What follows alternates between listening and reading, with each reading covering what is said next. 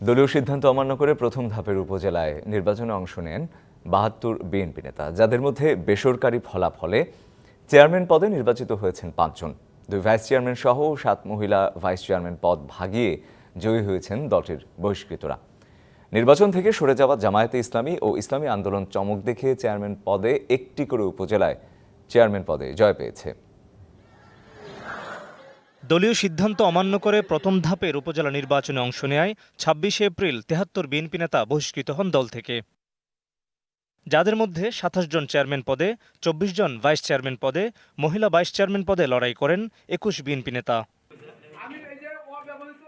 বেসরকারি ফলাফল শেষে বহিষ্কৃত নেতাদের মধ্যে চেয়ারম্যান পদে জয়ী হন গাজীপুর সদরে জেলা বিএনপির সাবেক সহসভাপতি এজাদুর রহমান মিলন, চাঁপাইনবাবগঞ্জের গোমেস্তাপুরে ইউনিয়ন বিএনপির সাবেক সদস্য আশরাফ হোসেন আলিম, বহিষ্কৃত জেলা বিএনপির সাবেক যুগ্ম সাধারণ সম্পাদক আনোয়ারুল ইসলাম।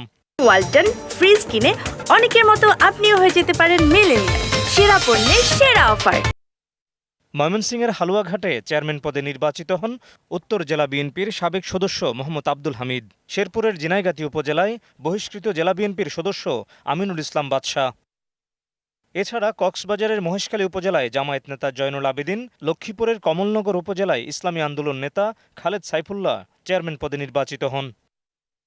সংসদের প্রধান বিরোধী দল জাতীয় পার্টি জয় পেয়েছে কুড়িগ্রামের চিলমারী উপজেলায়। বিজয়ী হন রুকনুজ্জামান শাহীন, তিনি দলের উপজেলার সাধারণ সম্পাদক।